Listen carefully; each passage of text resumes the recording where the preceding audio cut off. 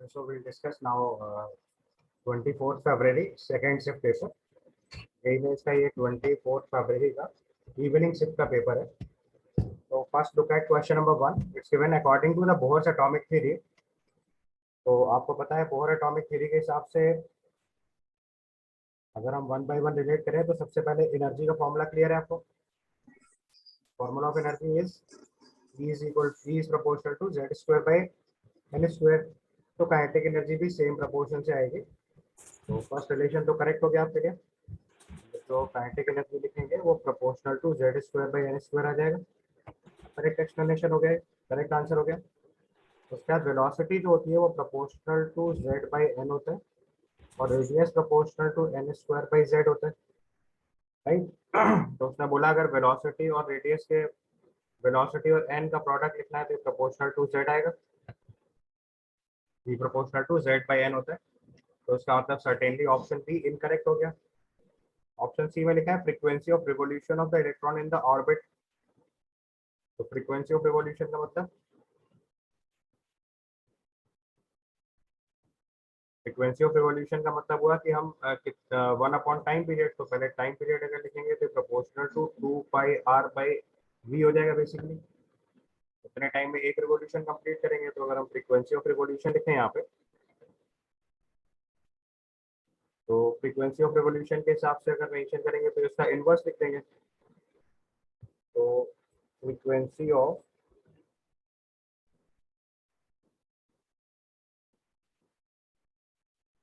Revolution अगर mark करेंगे हम लोग तो प्रोपोर्शनल टू 1/t आ जाएगा बेसिकली.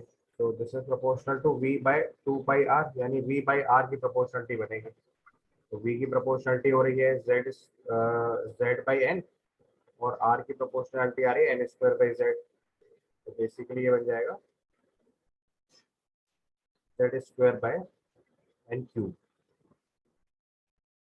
ठीक है. इसके बाद अगर कूलम्बिक फोर्स लिखेंगे F तो ये equal to mv square by r के बराबर होता है एक्चुअली में. अगर प्रोपोर्शनलिटी के टर्म में लिखेंगे तो v स्क्वायर बाई r के प्रोपोर्शनल आएगा and v square is z square by n square और नीचे n स्क्वायर बाई z करेंगे तो ये z cube by n power 4 आ जाएगा. तो इसका मतलब इसमें आंसर ए और डी करेक्ट हो जाएंगे. तो हमारा आंसर जो आ जाएगा वो थर्ड वाला आ जाएगा ऑप्शन 3. ठीक है. Then comes next question, question number 2. Who is given the correct shape of I bond angle is respectively in I3 minus. I3 minus में आपका हाइब्रिडेशन sp3d आएगा. लीनियर ज्योमेट्री आसानी से बना लोगे आप. 2 सिग्मा बॉन्ड 3 लोन पेयर का case होता है. ये बहुत स्टैंडर्ड एग्जांपल है, बहुत बार एग्जाम में आ चुका है. तो I3 माइनस हो गया sp3d लीनियर. तो correct shape and bond angle पूछा गया तो बॉन्ड एंगल हो गया 180 डिग्री और शेप हो गई लीनियर. तो इसके बेसिस पे हम इसका आंसर लिखेंगे 3. बोलिए समझ में आ रहा है. Then comes question number 3. Question number 3 में देखिए लिखा है match the list one with this two. तो आपको मेटल्स को करस्पॉन्डिंग ओर्स से मैच कराना है. तो मेटल्स को करस्पॉन्डिंग ओर से अगर मैच कराएंगे तो देखो सबसे पहले एल्यूमिनियम का ओर मैच कराना है. तो जैसे कैलोनाइट टिपिकल एनसीईआरटी कॉपी किया गया है देखिए. ठीक है. तो मैं सीधे सीधे मैच करा देता हूँ. ये आपका हो गया कैलोनाइट. आयरन के ओर मैच कराएंगे तो जैसे सेडेराइट. कॉपर और मैच कराएंगे मैलेकाइट और जिंक का और मैच कराएंगे तो कैलेमाइट. तो यहाँ से अगर आप मैच कराओगे आंसर तो option 2 will be the answer. समझ आ गया. इसका आंसर हम लोग ऑप्शन 2 मार्क कर देंगे. समझ आया. देखिएगा डिटेल में फॉर्मूले भी चाहिए तो सेडेराइट है ferrous iron carbonate. Calamine is zinc carbonate. Kaolinite is aluminium का सिलिकेट और होता है और मैलेकाइट कॉपर का कार्बोनेट एंड हाइड्रोक्साइड और होता है. अगर और डिटेल चाहिए अदरवाइज तो आप सिंपली नेम से ही मैच करा देते हैं. Then comes question number 4. It's given the value of the parameter biochemical oxygen demand is important for the survival of the aquatic life. तो देखो बायोकेमिकल ऑक्सीजन डिमांड जो होती है वो बेसिकली वो ऑक्सीजन कंटेंट होता है जो बैक्टीरिया कंज्यूम करता है फॉर डिग्रेडेशन ऑफ बायोमटेरियल या ऑर्गेनिक वेस्ट. तो बीओडी जितनी ज़्यादा होगी वाटर क्वालिटी उतनी खराब होगी. और उस कंडीशन में survival of aquatic life difficult हो जाएगा। तो बीओडी जो है जितना कम रहेगा उतना आसानी से सर्वाइव करेगा। तो वैल्यू ऑफ द पैरामीटर उसने नहीं लिखा कि ज्यादा कम, तो important for the survival of aquatic life है, तो एकदम सही है, आंसर 3 इसका करेक्ट हो जाएगा। स्टेटमेंट 1 ट्रू हो गया, ठीक है। ऑप्टिमम वैल्यू ऑफ बीओडी 6.5, ये गड़बड़ लिखा हुआ है। ऑप्टिमम वैल्यू ऑफ बीओडी जो होते हैं वो 5 ppm तक रहती है। 5 ppm के बाद जो होता है उसको हम लोग पॉल्यूटेड वाटर की कैटेगरी में काउंट करने लग जाते हैं। आप देख सकते हैं यहाँ पे बायोकेमिकल ऑक्सीजन डिमांड में जो क्लीन वाटर है उसकी BOD value less than 5 ppm होनी चाहिए। 17 ppm एंड मोर तो बहुत ज्यादा पॉल्यूटेड वाटर होता है, वो उसकी कट ऑफ रेंज नहीं है। कट ऑफ रेंज है 5 ppm। समझ गए आप? कट ऑफ रेंज है 5 ppm, इसके बाद के वाटर को पॉल्यूटेड वाटर में कैटेगरी में काउंट करते हैं। हमारे क्वेश्चन का जो स्टेटमेंट नंबर 1 है वो करेक्ट हो गया, 2 इनकरेक्ट हो गया। तो इसके बेसिस पे हम लोग अगर आंसर लिखेंगे तो इट बिकम्स 3। समझ गया ना? तो जो ऑप्टिमम रेंज है वो 5 ppm होता है। अगर किसी को लिखना है तो लिखो यहाँ पे optimum value POD is 5 ppm। 5 ppm के बाद हम इसे पॉल्यूटेड वाटर की कैटेगरी में काउंट कर लेते हैं। Then comes question number 5. It's given what is the correct order of the following elements with respect to their densities. अगर देखो टिपिकली डी ब्लॉक का क्वेश्चन है जो आपके एनसीईआरटी इंफॉर्मेशन से पूछा जा रहा है। अगर आपको डायरेक्ट रिजल्ट पता है तो you can, otherwise it will be trouble. तो आपको थोड़ा सा कॉमन सेंस से फॉलो करना है, तो बता रहा हूँ। जिंक कैडमियम मरकरी जो है वो लोएस्ट डेंसिटी सेगमेंट होता है। तो आप आसानी से ये चीज प्रेडिक्ट कर पाओगे कि ऑप्शन नंबर 1 और 3 में से एक आंसर आएगा। 2 और 4 आप आसानी से रिजेक्ट कर पाओगे। और उसके बाद अगर बाकी हाईएस्ट डेंसिटी का केस चेक करेंगे तो ये कॉपर के केस में आएगा, तो हमारा आंसर 3 मैच कर जाएगा। अदरवाइज प्रॉपर डेंसिटीज मार्क करनी है तो फिर आपको एनसीईआरटी का डेटा थोड़ा मालूम होना चाहिए। तो देखो डेंसिटी का डेटा अगर आप डी ब्लॉक वाली टेबल से फॉलो करेंगे, D block NCERT 12th class volume 1, तो उसमें देखो डेंसिटी में अगर आप ऑर्डर आप चेक करोगे जो जो एलिमेंट्स देखे उसमें सबसे पहले देखो निकेल और कॉपर हाईएस्ट कैटेगरी है। उसके बाद स्कैंडियम और टाइटेनियम छोड़ दो, उसके बाद स्कैंडियम टाइटेनियम वैनेडियम को छोड़ दें तो क्रोमियम से लेकर जिंक के केस में जिंक सबसे कम है। तो इसके बेसिस पे हम पूरा ऑर्डर लिख पाएंगे। तो जिंक सबसे कम है, उसके बाद क्रोमियम है, और बाकी कॉपर हाईएस्ट कैटेगरी में आ गया। इतने इन्फॉर्मेशन से अगर आप चेक करेंगे तो ऑप्शन नंबर 3 इसका करेक्ट हो जाएगा। और आगे बात, तो ये फैक्चुअल क्वेश्चन था जो आपको एनसीईआरटी 12 के वॉल्यूम डेटा से यूज करना था। तो बेश आप वो डेटा यहाँ पे कॉपी करके लिख लो, अदरवाइज फैक्चुअल सवाल है। आप एनसीईआरटी डेटा से देख सकते हो कि कॉपर और जिंक के लिए वैल्यू हायर है, बाकी फैक्चुअल क्वेश्चन है। Then comes question number 6. The polymer Buna S stands for styrene basically. Buna S is 1,3-butadiene और styrene का polymer होता है ये। अगर आपको Buna S पता होगा तो this is polymer of 1,3-butadiene and styrene. This is polymer of 1,3-butadiene and styrene. उसमें जो S होता है that is for styrene. तो 6 का आंसर हमारा 1 हो जाएगा, ठीक है। Then comes question number 7. Question number 7 is the correct order of the following compounds showing the increasing tendency towards the nucleophilic substitution reaction.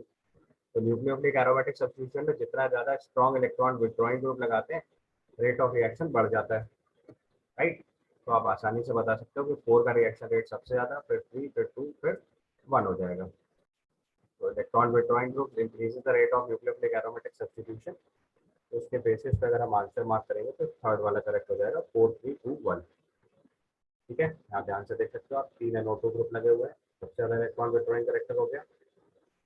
Next वाले केस में 2 NO2 है, फिर 1 NO2 है, तो 4, 3, 2, 1 direct answer, simple arrival like the standard NCERT का question. Then comes question number 8. Calculated magnetic moment spin only values for FeCl42- and COC2O43- and MnO42- respectively. तो यहाँ पे आप ध्यान से देखोगे तो Fe2+ फॉर्म है और Cl- वीक फील्ड लिगेंड है। So this is Fe2+ form, 3d6 configuration, Cl- weak field ligand. तो D6 कॉन्फ़िगरेशन अगर आप फिल करेंगे तो इसमें 4 अनपेड इलेक्ट्रॉन आ जाएंगे। ये आपका D6 कॉन्फ़िगरेशन हो गया विद 4 अनपेड इलेक्ट्रॉन। तो मैग्नेटिक मोमेंट इसका लिखेंगे अगर हम, तो root over Nn+2 bore magnetron होता है, तो रूट ओवर 24 आ जाएगा, 4.9 bore magnetron. Next comes cobalt 3+, cobalt 3+ is also D6 configuration, और कोबाल्ट के केस में आपको पता है ऑक्सीडेट आयन को स्ट्रॉन्ग फील्ड लिगेंड की तरह ट्रीट करते हैं। ये डायमैग्नेटिक आ जाएगा, magnetic moment 0। And the last case it is MnO4 2- है, तो ये Mn हो गया 6+, ये 3D1 कॉन्फ़िगरेशन आ जाएगा। तो इसका मैग्नेटिक मोमेंट लिखेंगे तो √3 बोहर मैग्नेट्रॉन बनेगा, 1.73 बोहर मैग्नेट्रॉन। ठीक है, तो पहले वाले का आंसर हो गया 4.9, दूसरा 0 और तीसरा 1.73। इसका मतलब आंसर 4 करेक्ट हो जाएगा। ठीक है, समझ आ गया। Mn6 के केस में D1 कॉन्फ़िगरेशन है, तो ऑक्साइड आयन को स्ट्रॉन्ग फील्ड लिगेंड की जरूरत ही नहीं पड़ती, क्योंकि एक इलेक्ट्रॉन है तो सर्टेनली अनपेयर्ड ही होगा। उस कोबाल्ट वाला केस याद रखना था, एनसीईआरटी में भी इंफॉर्मेशन है। ऑक्सीडेट आयन कोबाल्ट के केस में स्ट्रॉन्ग फील्ड लिगेंड की तरह ट्रीट करते हैं। That's even incorrect statement among the following. Red color of ruby is due to the presence of cobalt 3+ ion. ये भी देखो टिपिकली फिर से डी ब्लॉक या बेटर टू से कोऑर्डिनेशन कंपाउंड से उठाया गया सवाल है, कुछ पार्ट इसमें डी ब्लॉक का है, तो आपको एक एक करके डील करना है। तो सबसे पहले लिखा है red colour of ruby is due to presence of cobalt 3+ ion. तो आपसे इनकरेक्ट स्टेटमेंट पूछा, यही इसका इनकरेक्ट स्टेटमेंट हो गया। Cr2O3 करेक्ट है। क्रोमियम की जो लोअर ऑक्सीजन स्टेट होती है वो बेसिक होती है, हायर ऑक्सीजन स्टेट एसिडिक होती है, और जो इंटरमीडिएट ऑक्सीजन स्टेट है वो एम्फोटेरिक होते हैं। Next even Ru4 is an oxidising agent, ये भी ठीक है। और BOOSO4 इज रिड्यूसिंग एजेंट, ये भी ठीक है। आप सबके ऑक्सीजन स्टेट एक बार चेक करके लिख लो, आप आसानी से समझ जाओगे। यहाँ पे देखिए, अगर आप जानते हैं तो रूबी का जो कलर है that is because of Cr3+ ion, not because of cobalt ion. और ये रैंडमली प्लेस्ड होते हैं एल्यूमिनियम ऑक्साइड नेटवर्क में। और इसी के साथ एक और केस भी याद कर लो, इमराल्ड का। अगर फ्यूचर क्वेश्चन भी समझने आपको, तो इमराल्ड में भी Cr3+ आयन की वजह से कलर होता है, जो कि इसकी ऑक्टाहेड्रल साइट ऑक्यूपाई करता है। तो रूबी का कलर Cr3+ आयन की वजह से होता है। यहाँ पे देखिए कोबाल्ट 3+ दिया हो, इसी वजह से ये करेक्ट है। तो आप आसानी से बता सकते हैं इसका आंसर 1 होगा। ठीक है, बाकी जजमेंट आप आसानी से समझ आ पाओगे। ये रूबी कलर जो होगा वो Cr3+ की वजह से होता है। यहाँ पे लिख दो colour is due to Cr3+ ion. ये मैंने एनसीईआरटी में आपको डेट दिखाई दिया, colour is due to Cr3+ ion. ठीक है, बाकी केसेस आप आसानी से प्रेडिक्ट कर लोगे। क्रोमियम 3+ में एम्फोटेरिक ऑक्साइड की तरह काम करेगा। क्रोमियम 2+ बेसिक होता है और क्रोमियम 6+ में एसिडिक हो जाता है। मीडियम में देखो ये मैक्सिमम 8+ ऑक्सीजन स्टेट है, तो ऑक्साइडिंग एजेंट ही होगा। वेनेडियम का 4+ कॉन्फ़िगरेशन लिखेंगे तो vanadium configuration is 4s2 3d3। 4 electron निकालेंगे तो D1 कॉन्फ़िगरेशन आ जाएगा, तो इसमें आसानी से एक इलेक्ट्रॉन लॉस करने की टेंडेंसी, यानी ऑक्सीडाइज हो जाएगा, तो बेटर रिड्यूसिंग एजेंट हो जाएगा। तो आंसर इसका हो गया 1। और तो आंसर 1 तो बहुत इजीली प्रेडिक्टेबल था, बट मैंने बाकी एक्सप्लेनेशन भी आपको थोड़ा डिटेल में बता दिया, ताकि फर्दर अगर इसी जैसा क्वेश्चन दोबारा आए तो आप आसानी से टैकल कर पाओ।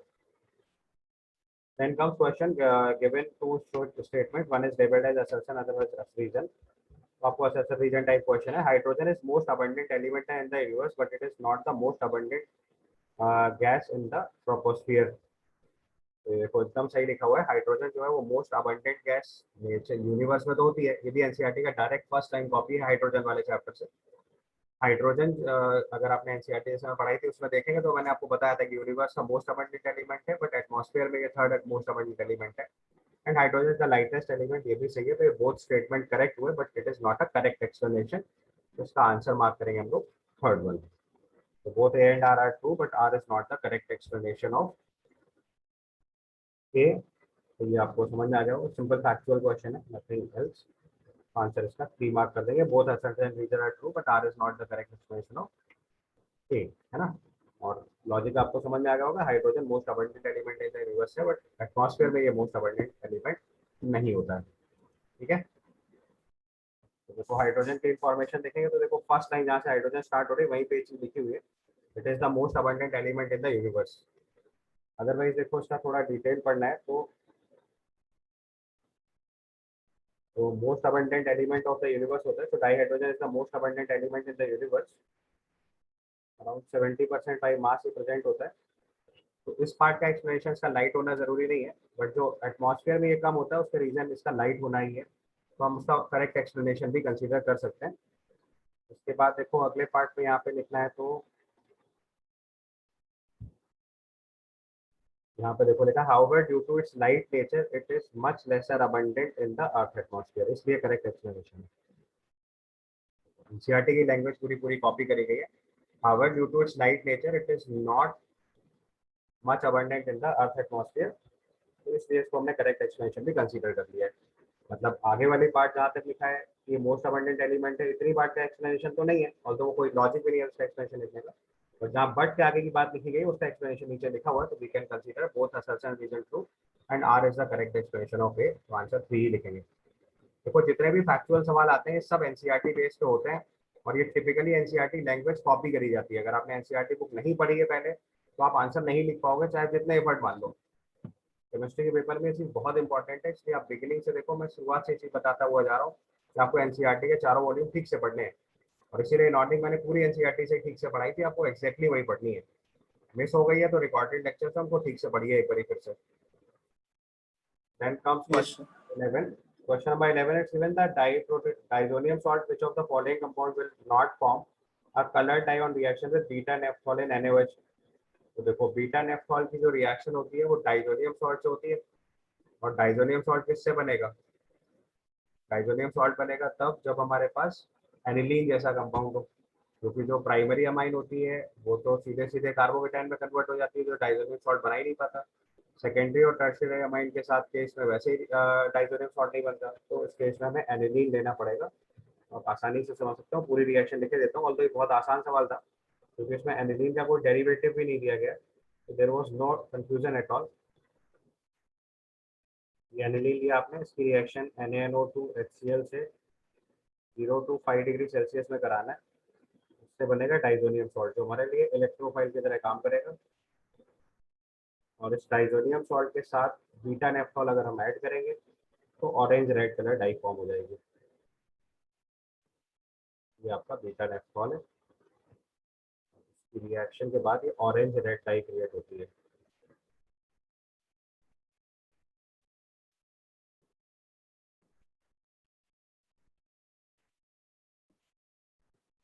ये आपकी ऑरेंज रेड डाई फॉर्म होगी। अगर आपको प्रॉपर एक्सप्लेनेशन लिखना है तो लिखो, अदरवाइज ऑप्शन देख के तो तुरंत आंसर तक पहुंचना ना, तो आंसर हो जाएगा 4। ठीक है, क्लियर। बाकी दोनों केस में आपको पता है 1 डिग्री अमाइन के केस में कार्बोकेटाइन बन जाएगा, 2 डिग्री 3 डिग्री के केस में डाइजोनियम सॉल्ट बनने का कोई स्कोप नहीं होता। ठीक है। Then comes question number 12. It's given which of the following carbonate compounds cannot be prepared by addition of water and alkyne in presence of HCSO4 H2SO4। तो देखो अगर हम किसी भी एल्काइन में H2SO4 HCSO4 ऐड करेंगे तो it is addition of water across double bond following Markovnikov rule होता है, अगर आपको लॉजिक पता हो तो HCSO4 H2SO4 से addition of water across triple bond होता है फॉलोइंग मार्कोनिकॉफ रूल। ये चीज समझ आ रही है आपको? अब देखो अगर हमने ट्रिपल बॉन्ड ले रखा है तो उसमें ऑप्शन 2 नहीं बन पाएगा, मैं बस वही बना के दिखा देता हूँ आपको। तो अगर मान लो हमने ये एल्काइन ले रखी है CH3 C triple bond CH, और इस पे हमने HgSO4 H2SO4 से वाटर का एडिशन कराया, तो इस केस में वाटर का एडिशन थ्रू मार्कोनिकॉफ रूल होता है, ये तो आपको सबको ही पता है।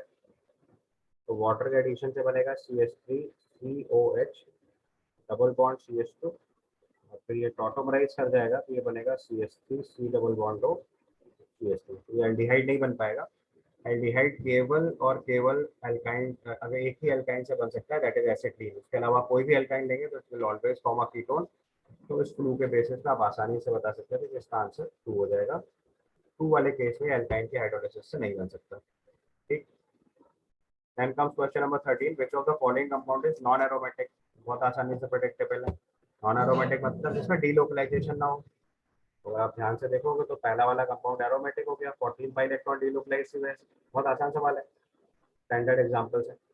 एरोमेटिक हुआ 14 पाई इलेक्ट्रॉन डीलोकलाइज की वजह से, ये भी एरोमेटिक हुआ 6 पाई इलेक्ट्रॉन डीलोकलाइज की वजह से, ऑक्सीजन का लोन पेयर डीलोकलाइज होगा, ये भी आपका एरोमेटिक हो जाएगा 2 पाई इलेक्ट्रॉन डीलोकलाइज की वजह से, और इसमें नो डीलोकलाइजेशन है, या बेटर टू से नो डीलोकलाइजेशन द रिंग है, डीलोकलाइजेशन इन रिंग। पूरी रिंग में डीलोकलाइजेशन नहीं हो रहा है, डिलोकलाइजेशन तो है 3/6 इलेक्ट्रॉन का, but not delocalisation in complete ring नहीं, यानी कि रिंग करेंट फॉर्मेशन नहीं हो रहा है, तो उसको हम लोग नॉन एरोमेटिक कैटेगरी में डाल देंगे। आंसर हमारा हो जाएगा 4। सर इसमें ये भी देख सकते थे ना कि वो sp3 कार्बन है फोर्थ वाले ऑप्शन वो भी यही बात है, कंप्लीट डिलोकलाइजेशन नहीं है तो उसी से डिटेक्ट हो रहा है। ये वाला कार्बन जो है वो रेजोनेंस में इन्वॉल्व ही नहीं हो पाएगा sp3 होने की वजह से, देयर इज नो पॉसिबिलिटी कि एरोमेटिसिटी है। अदरवाइज अगर आप रूटीन टेस्टिंग नहीं जानते तो अगर आपने 6 इलेक्ट्रॉन डिलोकलाइज देख लिया होता तो गलत कर सकते थे आप। अदरवाइज स्टैंडर्ड एग्जांपल है, कुछ कंफ्यूजन होने का स्कोप ही नहीं है। Then comes question number 14. The most suitable salt which can be used for efficient clotting of blood will be।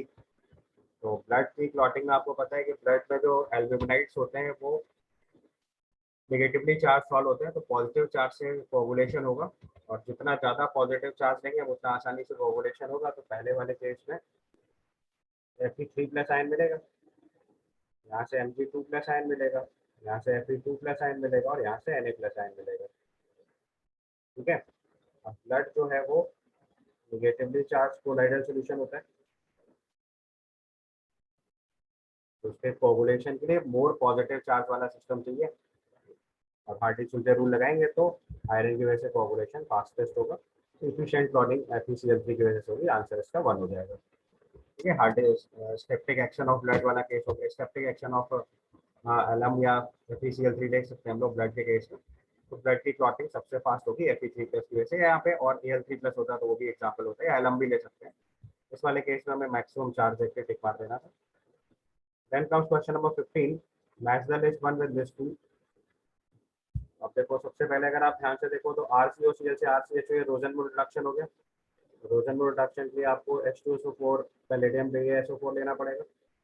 Next वाले केस में RCH2COH से RCHCOH बना रहे हैं, अल्फा पोजीशन पे Cl लगा रहे हैं, HVZ रिएक्शन हुई एल्गुलार्ड जेलेंस्की। तो ये वाला केस हुआ क्लोरीन रेड फास्फोरस वाटर के साथ।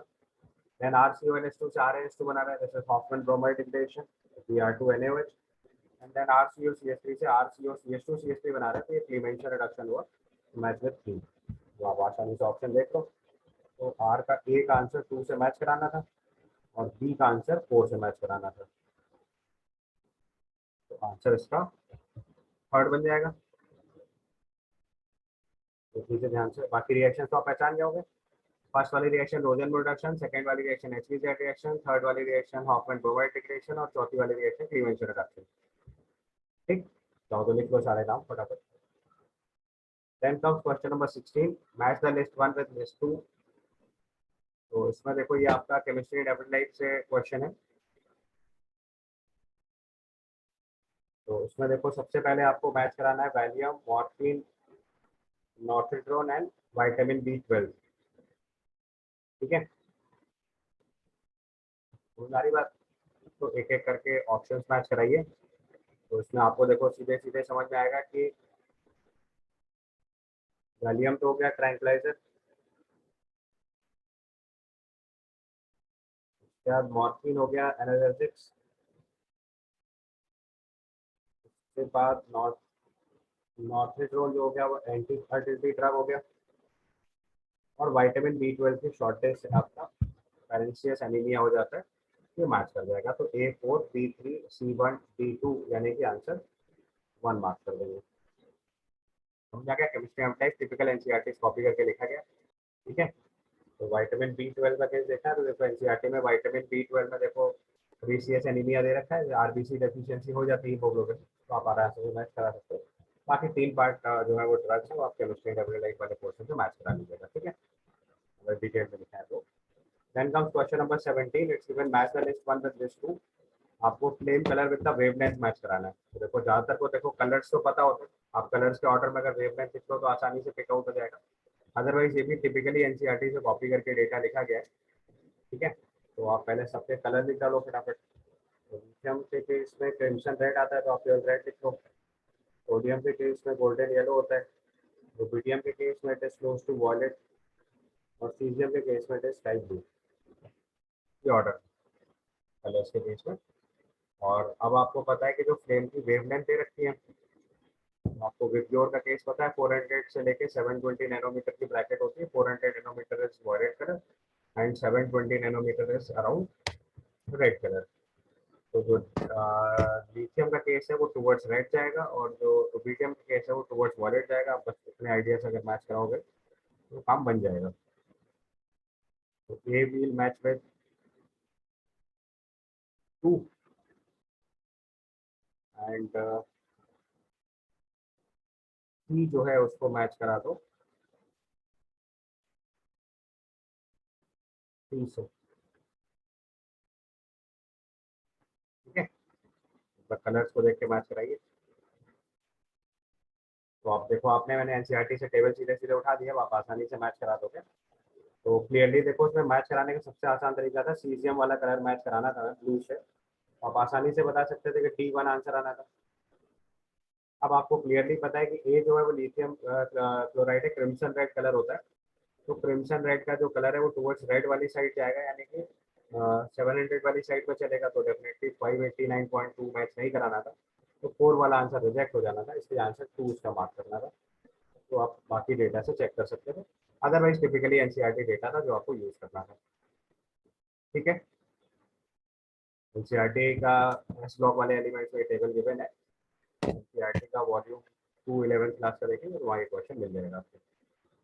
Then comes the next question. What is the correct sequence of the reagent in converting nitrobenzene into meta dibromobenzene?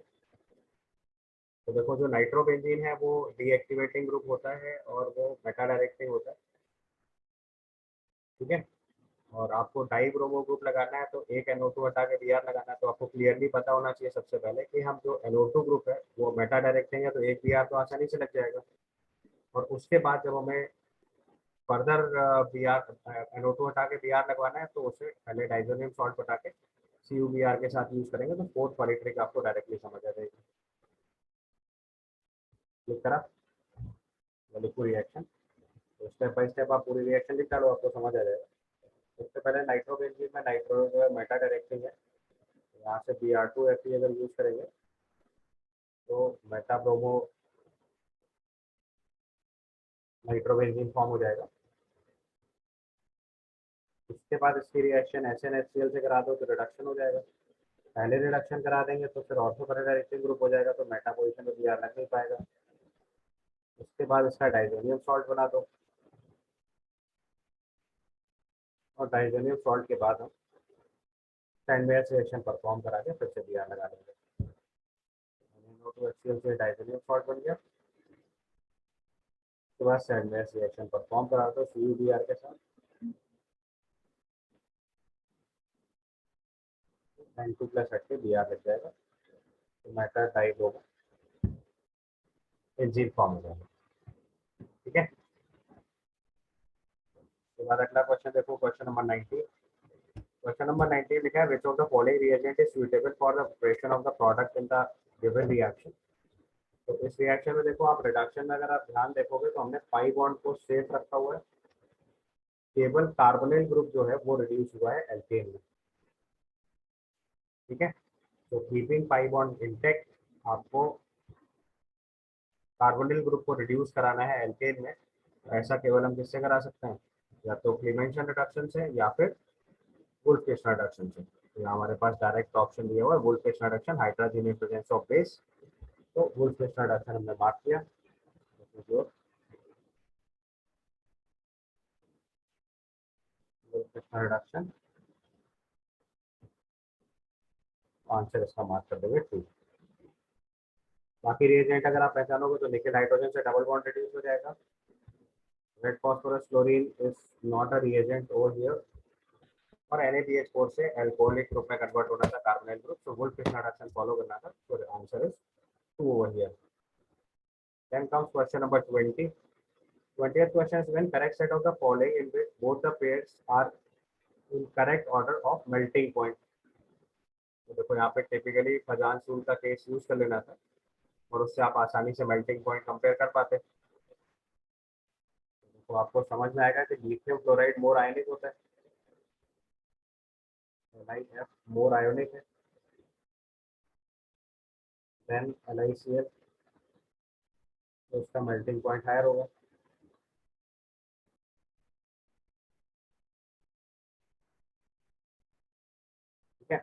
लेकिन मैग्नीशियम के केस में Mg2+ फॉर्म है, तो Mg2+ और O2- में हाई लेटेस्ट एनर्जी आ जाएगी।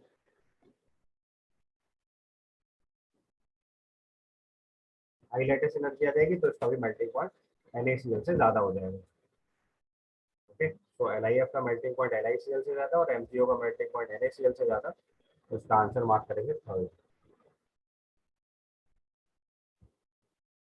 Okay, then comes integer type of questions. इसके अंदर volume occupied by 4.75 gram of acetylene gas at 50 degree Celsius and 740 mm of mercury pressure.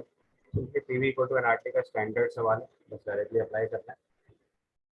तो आपको इससे वॉल्यूम निकालना है। प्रेशर दिया है 740 mm मर्करी, तो 740/760 इंटू वॉल्यूम आपको निकालना है लीटर्स में, तो V लिख लीजिए। नंबर ऑफ मोल्स हो गए 4.75 by molecular mass of acetylene is 26 into R की वैल्यू 0.0826 दिया, जो दिया वही यूज कर लीजिए। और टेम्परेचर दिया 50 डिग्री सेल्सियस, तो 273 + 50। यहाँ से सॉल्व करके आपको वॉल्यूम बताना है और नियरेस्ट इंटीजर में राउंड ऑफ करना है। तो जरा एक बार आंसर बताइए सॉल्व करके। पीवी इक्वल टू एनआरटी का एप्लीकेशन है, तो वॉल्यूम सॉल्व करके लाएंगे आप, तो 5 लीटर्स आंसर आ जाएगा। तो answer for this question is 5। थोड़ा सा राउंड ऑफ भी करेंगे तो नियरेस्ट इंटीजर में वैल्यू 5 ही आएगी। आप चेक करिएगा। Then comes question number 2। The magnitude of the change in the oxidation power of MnO4 2- to Mn2+ couple is x into 10 to the power -4 volt. If H plus concentration decrease from 1 m to 10 to the power -4 m, assuming the concentration of MnO4- and Mn2+ will be the same and the on change in H plus concentration, value of x बतानी है आपको।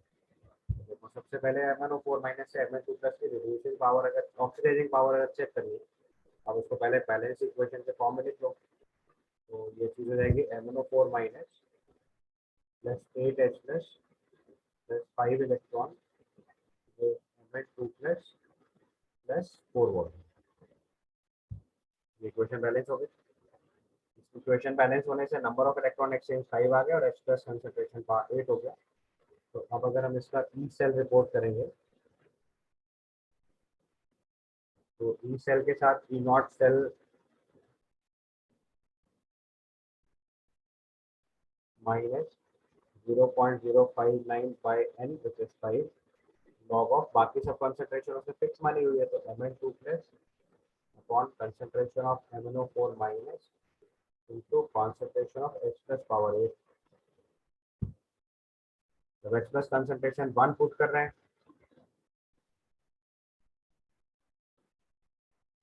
तो आपको directly value जो बन रही है वो ई सेल, ये वैल्यू आ गई E1, और एक बार ही कंसंट्रेशन 10⁻⁴ m पुट करनी है और इन दोनों का डिफरेंस रिपोर्ट करना है आपको। ठीक है, तो डिफरेंस रिपोर्ट करेंगे हम लोग, तो E2 - E1 अगर लिखेंगे, ई नॉट सेल तो कट जाएगा, ये वैल्यू आ जाएगी -0.059/5 लॉग ऑफ MnO4- और Mn2+ भी कट जाएगा, 1/H plus concentration 10 to the power -4 दे रखिए, पावर 8 हो जाएगी। ये रिजल्ट बनेगा, देखिए इसको सॉल्व कर दीजिए सीधे सीधे। तो ये आ जाएगा 0.059/5 इंटू 32। सॉल्व करके आंसर बताइए कितना आ रहा है।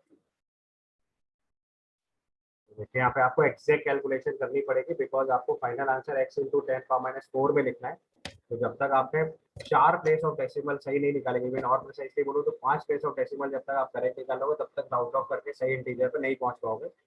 तो इट मीन्स आपको पूरी एग्जैक्ट कैलकुलेशन करनी पड़ेगी। तो ये सॉल्व करके आएगा 0.3776। तो यहाँ से अगर हम x लिखेंगे तो 3776 इंटू 10⁻⁴ हो जाएगा। तो यहाँ से x की वैल्यू 3776 आ जाएगी। अब देखो क्वेश्चन फ्रेम करने वाले का फॉल्ट है, उसने कोशिश तो करी तुम्हें कन्वीनियंस देने की 10⁻⁴ में लिखने के लिए, बट कर दिया इनकन्वीनियंट, क्योंकि 10⁻⁴ में आंसर लिखने का मतलब 4 प्लेस डेसिमल करेक्ट निकालने पड़ेंगे, तब हम डेसिमल 4 प्लेस पीछे ला पाएंगे। समझ आई मेरी बात? तो आपका आंसर आ जाएगा 3776, है ना। चलो इसका अगला सवाल देखो। It's given 1.86 gram of aluminium completely reacts with acetylise 10% of the product is lost during the purification. Amount of acetonitrile obtained after the purification is, ठीक है। तो आपने 1.86 ग्राम ऑफ एनिलीन को कम्प्लीटली acetonitrile में कन्वर्ट किया, तो आपको सीधे सीधे मोल कॉन्सेप्ट की तरह इक्वेशन लिख के सॉल्व करना है। तो ये करी, तो फॉर्म में एनिलीन की रिएक्शन CH3COCl से करी तो acetonitrile फॉर्म हुआ। तो एनिलीन के मोल निकाले 1.86/93 ये मोल हुए। एक मोल एनिलीन से एग्जैक्टली एक मोल ऑफ एसिटाइनाइट बनेगा, तो इसके मोल्स आ गए 1.86/93 मोल। और मॉलिक्यूलर मास ऑफ एसिटाइनाइट इज 135। तो मास जो हमें मिल रहा है वो एग्जैक्टली कितना मिल रहा है, उसमें से 10% लॉस हो गया। तो मास ऑब्टेन्ड अगर लिखेंगे सीधे सीधे तो वैल्यू आ रही है उसका बस 90% निकाल दीजिएगा। तो भाई 93 इंटू 135 इंटू 0.9 के ऊपर आपको समझ में आ रहा है, क्योंकि 9 यस सर। प्रोडक्ट जो है वो लॉस हो जा रहा है, तो यील्ड केवल 90% है। तो सॉल्व करके आंसर बताइए जरा कितने ग्राम आ रहा है। 2.433 ग्राम। ये 2.433 ग्राम आ रहा है, ठीक है। आपको इंटू 10⁻⁻² में लिखना था, तो देखो आपको समझ में आ रहा है कि यहाँ पे आपको टेक्निकली 3 प्लेस ऑफ डेसिमल सही निकालना था, तब आप राउंड ऑफ कर पाते। क्वेश्चन में पेपर में चूंकि स्टार्टिंग में ये चीज इन्फॉर्मेशन गिवन थी, आप लोगों ने सबने पेपर अटेम्प्ट किए हुए हैं, तो all of you are aware of in papers में जो आपको राउंड ऑफ करना था नियरेस्ट इंटीजर तक, तो इसका आंसर हमें लिखना था 2443। इसको 2443.3 लिखेंगे और राउंड ऑफ करेंगे नियरेस्ट इंटीजर में, तो 243 इसका आंसर लिखना था एग्जैक्ट।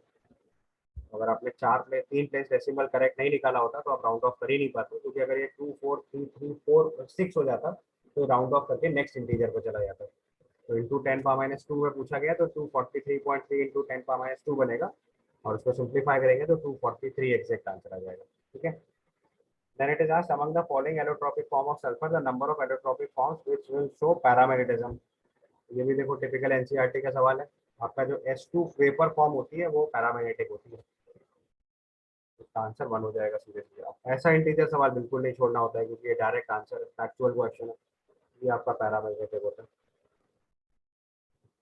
जैसे O2 पैरामैग्नेटिक आता है वैसे S2 भी पैरामैग्नेटिक आता है वेपर फॉर्म में।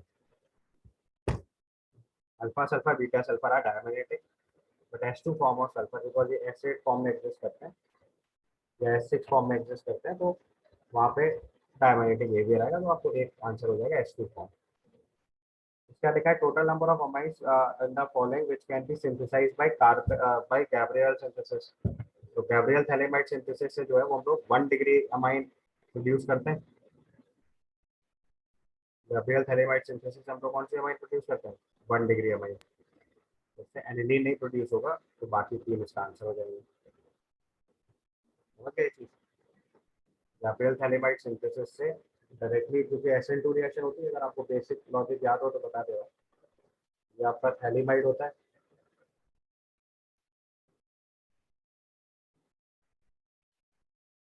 इसकी रिएक्शन RH से कराई जाती है। ये न्यूक्लियोफिलिक अटैक होता है, और इसके बाद जो R कनेक्ट होता है वो हाइड्रोलाइज होकर RNH2 फॉर्म करेगा, तो इससे हमारे पास 1 डिग्री अमाइन प्रोड्यूस होती है। तो अगर हम RH की जगह पे यहाँ पे C6H5X लेंगे तो वो SN2 रिएक्शन वर्कआउट नहीं कर पाएगी, इसलिए एनिलीन फॉर्म नहीं हो सकती। बाकी तीनों आसानी से फॉर्म हो जाएंगे, कोई प्रॉब्लम नहीं है, क्योंकि सब न्यूक्लियोफिलिक अटैक आसानी से पॉसिबल होंगे। आप एल्काइलाइड लिख लो करस्पॉन्डिंग, उस पर एन से अटैक करेंगे तो एल्काइलाइड्स आर पॉसिबल है। तो इस केस में इसका आंसर जो है 3 हो जाएगा। तीनों समझ गया ना कौन कौन से, ये तीनों बन जाएंगे आसानी से, तो answer will be 3। Then comes question number 6.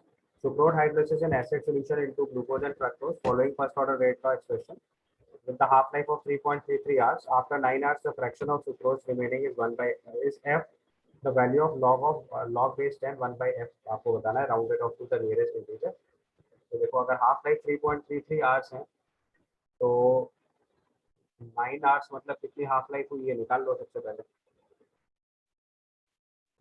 Question के हिसाब से आपको हाफ लाइफ दे रखी है 3.33 आवर्स, मतलब अगर हम इसको लिखें तो 10/3 लिख सकते हैं। Yes sir. 10/3 आवर्स हो गया, तो 9 आवर्स का मतलब हो गया टेक्निकली 2.7 हाफ लाइफ, या फिर सॉल्व भी करना पड़ जाएगा, डायरेक्ट हाफ लाइफ तो नहीं बनते। ये इसकी half sir life direct solve करके हो जाए। इसको सॉल्व करो बस सीधे सीधे। तो उसमें लिखा हुआ था fraction of sucrose remaining is F, तो वो भी हम लोग लिखेंगे यहाँ से। तो इक्वेशन लिखेंगे सीधे सीधे, k is equal to which is 0.693 by t half which is 10 into 3 is equal to 2.303 by t log of a upon a minus x। तो fraction of glucose remaining is f, मतलब a minus x by ए पूछा जा रहा है, इसी को हम लोग 1/f लिख सकते हैं सीधे सीधे। बोलिए, बस लॉग ऑफ 1/f ही पूछा गया है यहाँ से, तो सीधे सॉल्व कर दीजिए। लॉग ऑफ 1/f की वैल्यू हो जाएगी 0.693, कैंसिल करेंगे तो 0.3 हो जाएगा, तो 0.3 इंटू 3 इंटू 9/10 आंसर आ जाएगा। तो सॉल्व करके आंसर बता दीजिए। सॉल्व करेंगे तो 0.81 आ जाएगा, आपको आंसर में इंटू 10⁻⁻² पे लिखना है, तो सर्टेनली ये 81 हो जाएगा। ठीक है ना, इसी को आप लोग 81 इंटू 10⁻⁻² लिख सकते हैं। Then comes question number 7. Solubility product of PbI2 is 8 into 10⁻⁹. The solubility of lead iodide in 0.1 molar solution of lead nitrate is this. The value of this, ये आपका कॉमन आयन इफेक्ट से solubility का case हो गया। ये case है हमारे पास lead nitrate, 100% ionised होगा, Pb2+ और NO3 माइनस, Pb2+ और NO3 माइनस की कॉन्सेंट्रेशन 1 m गिवन है। अब इसी में लेड आयोडाइड की सॉलिबिलिटी निकालनी है, तो कॉमन आयन इफेक्ट अप्लाई होगा, तो लेड 2+ कंसेंट्रेशन तो 0.1 ही आ जाएगी। 2 iodide ion concentration solubility S मान लो, 0.1 into S² is equal to KSP हो जाएगा। तो S की वैल्यू आ जाएगी 2√2 इंटू 10⁻⁻⁴, 2√2 इंटू 10⁻⁻⁴।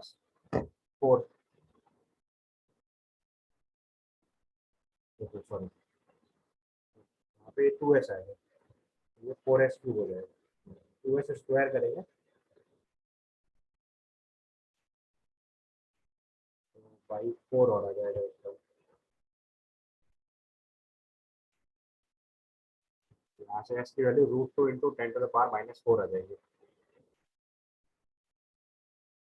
√2 की वैल्यू 1.41 दे रखी है और आपको इंटू 10⁻⁶ में आंसर लिखा है, तो ये 141 आंसर हो जाएगा। समझ आ गया? तो लोग 1.41 इंटू 10⁻⁴ या 141 इंटू 10⁻⁶ मोल्स पर लीटर लिख देंगे, ये अपना सॉल्युबिलिटी हो जाएगी। Clear? Then comes question number 8। Question number 8 में लिखा है C6H6 freezes at 5.5 degree Celsius. The temperature at which solution of 10 gram of C4H10 and 200 gram of benzene freezes is the molar depression freezing constant of benzene is given। Formula लिखना है delta TF is equal to KF into M। ठीक है, तो delta TF निकालना है, KF की value 5.12 दे रखते हैं, मोलरिटी हो जाएगी 10 divided by molecular mass of C4 और H10 इज 58 मोल हो गए 200 ग्राम बेंजीन में, तो 1000 में कितना होगा, ये मोलरिटी हो गई। यहाँ से सॉल्व करके पहले डेल्टा TF निकालिए और फ्रीजिंग पॉइंट में डिप्रेशन होगा, तो 5.5 में इस वैल्यू को सब्ट्रैक्ट कर दीजिएगा, आपका आंसर आ जाएगा। यहाँ से डिप्रेशन फ्रीजिंग पॉइंट सॉल्व करके लाओगे तो 4.41 डिग्री सेल्सियस आ जाएगा। फ्रीजिंग पॉइंट बेंजीन का 5.5 डिग्री दे रखा है, तो डिप्रेशन हो रहा है, तो 5.5 माइनस 4.41 करेंगे तो राउंड ऑफ करके लगभग 1 डिग्री सेल्सियस के आसपास जाएगा, और आपको आंसर नियरेस्ट इंटीजर में रिपोर्ट करना है, तो इसका आंसर 1 रिपोर्ट करेंगे। ठीक है। Then comes question number 9. Assuming ideal behavior, the magnitude of log of K for the following reaction at 25 degrees Celsius is x into 10 to the power minus 1. The value of x is, तो आपको इसमें log of K निकालना है, तो equation दे रखी है आपको, इसका अगर डेल्टा G0 रिएक्शन कैलकुलेट करेंगे तो that will be delta G0 product minus reactant करेंगे, तो GF ऑफ बेंजीन दे रखा है minus 1.24 into 10 to the power 5 minus of minus plus हो जाएगा 3 into 2.04 into 10 to the power 5। ये पहले सॉल्व करके डेल्टा G0 निकाल लो, तो डेल्टा G0 की जगह हम लोग लिखेंगे minus RT ln of K। 2.303 RT log of K। आप देख सकते हो कितनी कैलकुलेशन है, 2.303 into R 8.314 into T is 298 into log of K। इन दोनों को इक्वेट करके लॉग ऑफ K रिपोर्ट करना है आपको। उसको एग्जैक्टली सॉल्व करेंगे तो -85.52 आएगा, और इंटू 10⁻⁵ में राउंड ऑफ करना था तो 855.2 बनेगा, राउंड ऑफ करके 855 आंसर आएगा। और मेंस के पेपर में ऐसे सवाल को अवॉइड करना चाहिए था, क्योंकि इसकी एग्जैक्ट कैलकुलेशन कर पाना बहुत मुश्किल काम था, quite consuming, quiet time consuming. ऐसे सवाल छोड़ने चाहिए थे, 10 में से जब सिलेक्शन था तो ऐसा सवाल छोड़ ही देना चाहिए था। Then the last question 10, it's given the formula of the gaseous hydrocarbon which requires 6 times of its own volume of oxygen for complete oxidation of, and the produces 4 times of its volume of CO2 is CXHY। then the value of XY। तो देखो simple formula है हमारे पास, CXHY की reaction जब हम लोग कराते हैं तो X + Y by 4 moles of oxygen consume होती है, इससे X मोल्स ऑफ CO2 और Y by 2 moles of water बनता है। तो उसने बोला हुआ अगर इसका V वॉल्यूम ले रहे हैं तो उसका 6 times own volume oxygen consume हो रही है, तो 6V यूज हो रहा है, और 4 times its own volume oxygen का CO2 फॉर्म हो रहा है, तो 4V फॉर्म हो रहा है। आप यहाँ से X की वैल्यू 4 बता सकते हो। तो अगली इक्वेशन है 4 + Y by 4 की वैल्यू अगर 6 लिख देंगे हम यहाँ से, तो Y की वैल्यू भी, यहाँ से Y की वैल्यू निकालनी है तो Y की वैल्यू 8 आ जाएगी। सिंप्लीफाई करेंगे तो Y की वैल्यू 8 आ जाएगी। ये क्वेश्चन था जो डेफिनेटली करना ही चाहिए था। तो ऐसे आप थोड़ा सा स्मार्ट वर्क करके सिलेक्ट करते हैं तो 5 सवाल आपको आसानी से मिल जाते हैं, जिनमें ज़्यादा कैलकुलेशन भी नहीं होती, टाइम बाउंड कंप्लीट हो जाता है। ठीक है, so this completes your paper. Thank you.